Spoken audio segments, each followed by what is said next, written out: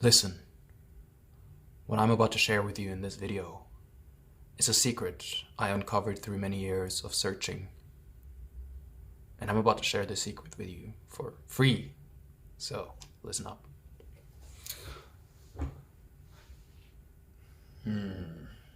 Alright. So you clicked on this video because you're curious about what I might think is the meaning of life. You've no real belief or faith that I actually can give you an answer. And, you're probably right. Because who actually knows the meaning of life? It's a difficult question, and yet it's one that seems to pop up for some of us just again and again as we go through these existential crises. We just find ourselves an evening, just everything just stops, and we're just like, why am I even here? What's the point of all this? And I think it's better to be asking this question than not to be asking this question. There's so many of these gurus and people online that are just not just even online, just in life. There's this hustle culture, oh, you should always be going, you should always be getting something, you should always be wanting something. Just go get it, But why? Why should you go get it? What's the point of that? Why is this what we should aspire to in life? What even is life, Yeah, it's not an easy question, this question of the meaning of life. But I can give you some clarity, I think and hope. I actually, despite mostly joking, have spent years searching for this answer. So the problem with the question, the meaning of life, is it's the wrong question. But I do have an answer. When we ask this question, what is the meaning of life, there's primarily two things I believe we're asking. And the first thing is, how did life happen? How can we explain the phenomenon of our lives as they are? And, there have been different answers to this question. And, the most common answer throughout history has definitely been God, There's always some kind of creation myth. And that's something that we're falling out of lately. Even, I think, religious people are more and more falling out of this sort of naive approach to religion as a cosmological theory, you know what I mean?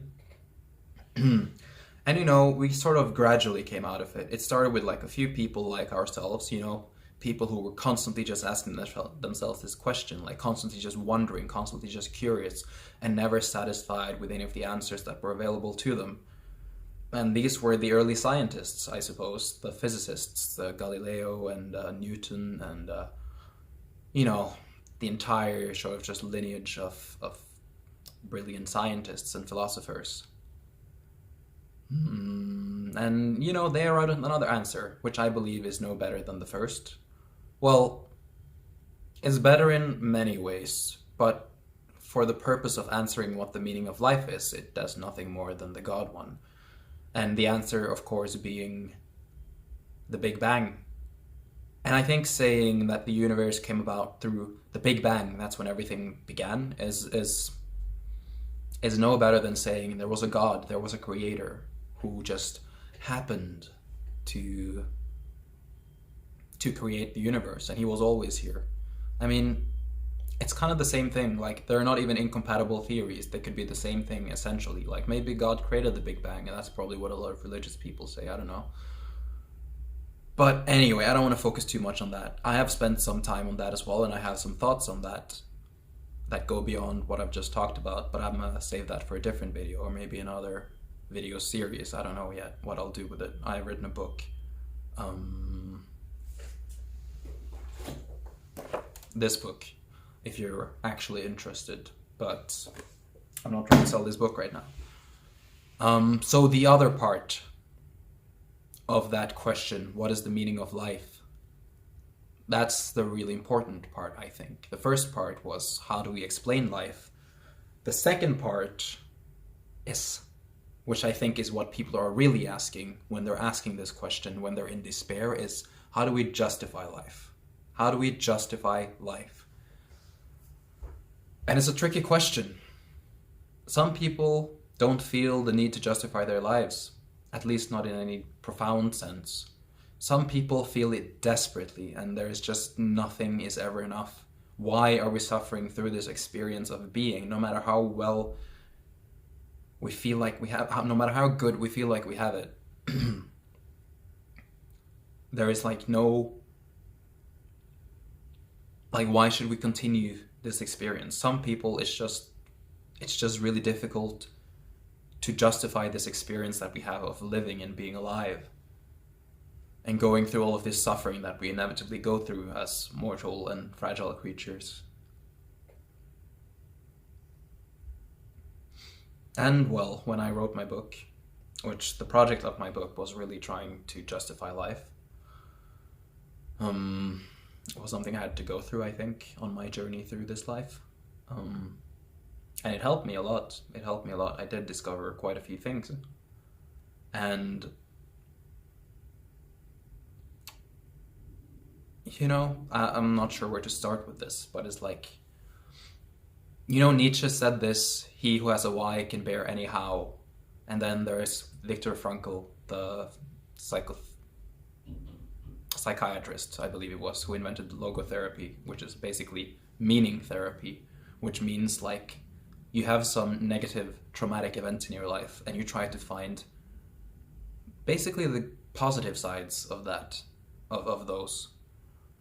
You try to find some meaning to justify why you're going through this particular suffering. And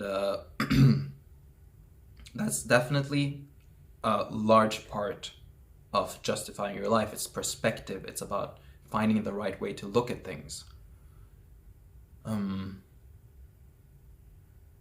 So for instance, the example that Viktor Frankl uses is in his book, Man's Search for Meaning, is he has this client, this patient, who is coming to him because his wife died, right? And he just can't bear to be alive anymore. He's old, he's 79, he's been with us, or something like that, I don't know, remember the exact age, but he's been with his wife most of his life and she dies before him, right? And now he's alone and he doesn't know what to do with himself. And so Viktor Frankl tells him, well, how do you think your wife would feel if she were alive and you were dead? Probably horrible, right? That's what he pushes in this direction, and the man reflects on this and says, yes, she would probably feel horrible. She'd probably feel similar to what I'm feeling right now. And so Frankl continues and he says, well, by going through this suffering now, you're sparing your wife that suffering. And so that's something, just a simple fact, just a simple perspective that helps that man justify the suffering he's going through and find some sort of ground stamp, some reason to bear the suffering that's been thrust upon him. And, you know, more generally, I think I would say, because I've been to that place where there just seems like there can be no justification for life whatsoever. And the world just looks so dark, like there's no future. There's no future you can like imagine that would make any of what you've gone through okay. And that's a really dark place to be, but it's fortunately not how it has to be, you know, because we're very limited creatures and our life experience is very limited. We go through these events, and this is how we shape our view of the world. So you have your family, you have your school, you have your like limited space that you grow up in. This is your life experience, this is your world. However, the picture that you form of the world in those circumstances is very like it's very tiny compared to what the world actually is and what the world is actually what your life could be.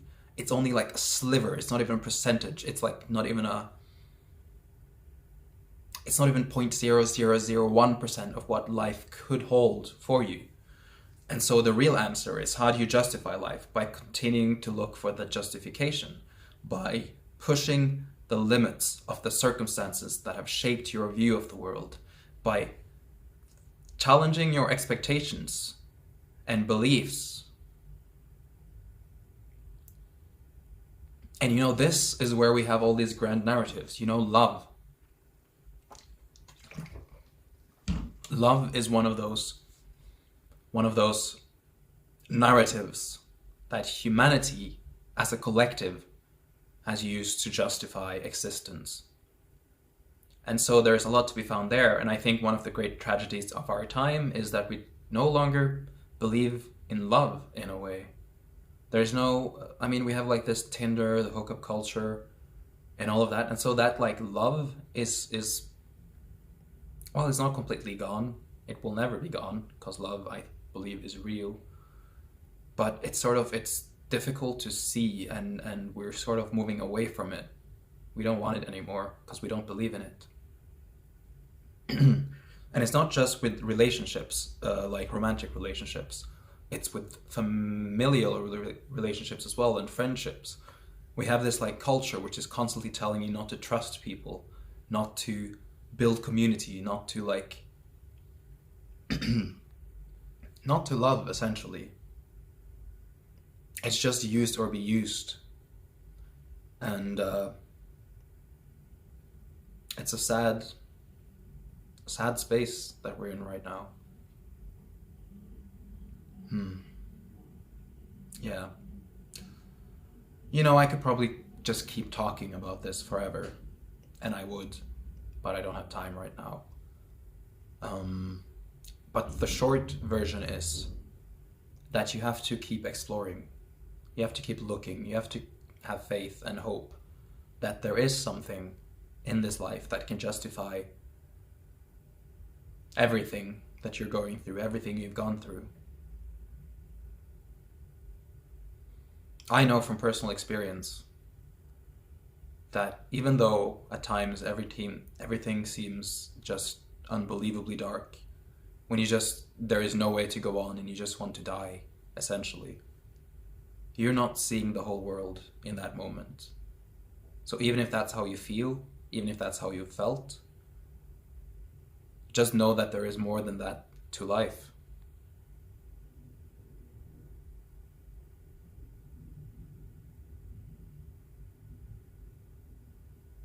Anyway, thank you for listening.